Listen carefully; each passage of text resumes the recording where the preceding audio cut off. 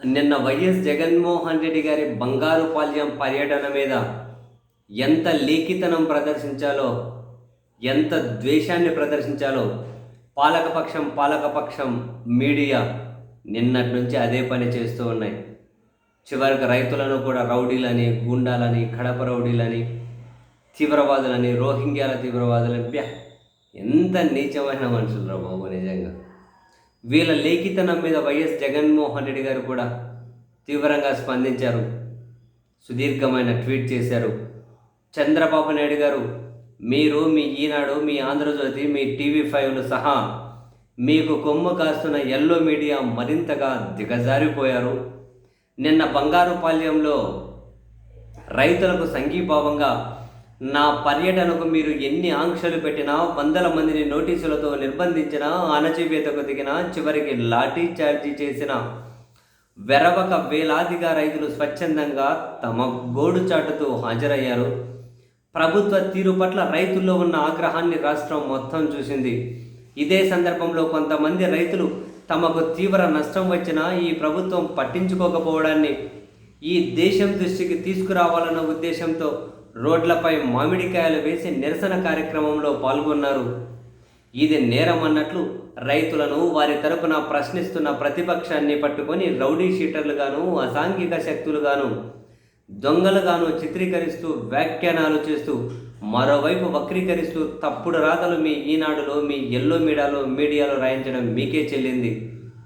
తప్పుడు వక్రీకరణలతో ఇలా మాట్లాడటం వ్యవసాయం పట్ల, రైతు సమస్యల పట్ల మీకు, మీ ప్రభుత్వానికి, మిమ్మల్ని భజన మోస్తున్న మీ ఎల్లో మీడియాకు ఉన్న లేఖితనానికి, తేలికతనానికి, బాధ్యత రాహిత్యానికి నిదర్శనం.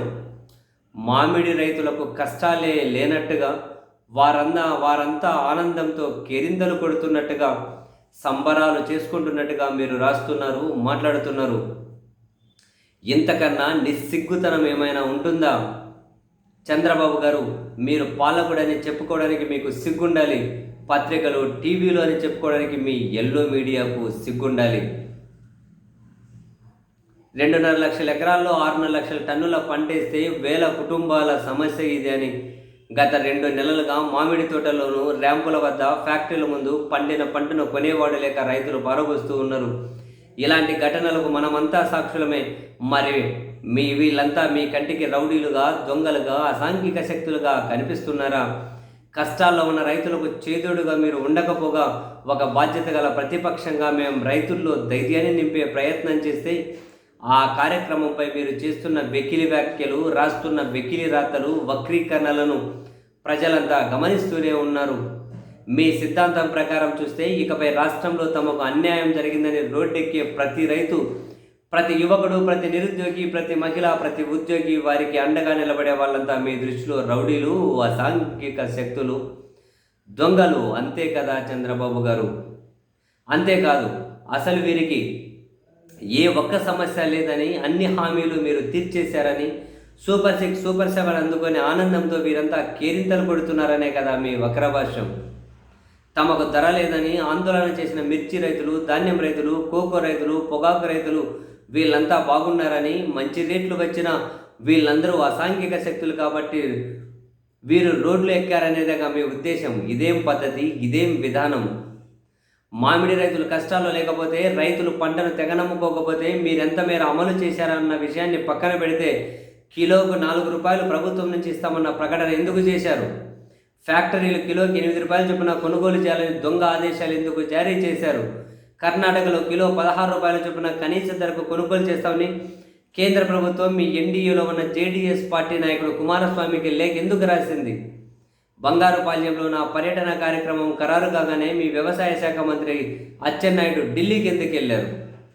దాని అర్థం రైతులు నష్టపోతున్నారనే కదా.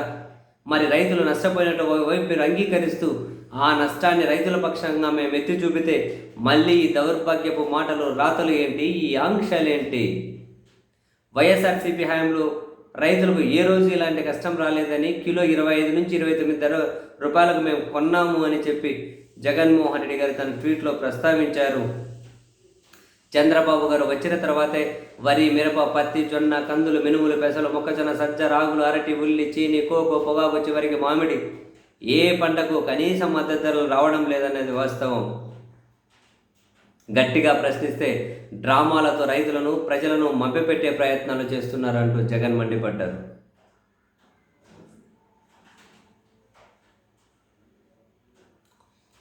వరదలు వచ్చినా కరువులు వచ్చినా సమయానికి సీజన్ ముగిసేలోగా ఇచ్చే ఇన్పుట్ సబ్సిడీని ఇచ్చే మా విధానాన్ని గాలికి వదిలేశారు. ఉచిత పంటల బీమాను పూర్తిగా ఎత్తేశారు. ఆర్బీకేలను ఈ క్రాప్ విధానాన్ని గ్రామంలోని నాణ్యమైన ఎరువులు, విత్తనాలు, పురుగుల మందులు సప్లై చేసే వ్యవస్థను, విత్తనం నుంచి పంటల కొనుగోలు చేసే రైతును చేయి పట్టుకొని నడిపించే వ్యవస్థను నిర్వీర్యం చేశారు. టెస్టింగ్ ల్యాబ్స్ నాశనం చేస్తున్నారు. ఇలా ప్రతి దశలోనూ రైతుకు తోడుగా ఉండే ప్రతి కార్యక్రమాన్ని దెబ్బతీశారు. ఇప్పటికైనా మీ పద్ధతి మార్చుకోండి అంటూ జగన్మోహన్ రెడ్డి గారు చాలా ఘాటైన ట్వీట్ చేశారు. ఒక రకంగా నిన్నటి నుంచి పాలకపక్షం వాళ్ళ మీడియా చేస్తున్న వ్యవహారాలు కంపు కొడుతున్నాయి నిజంగానే.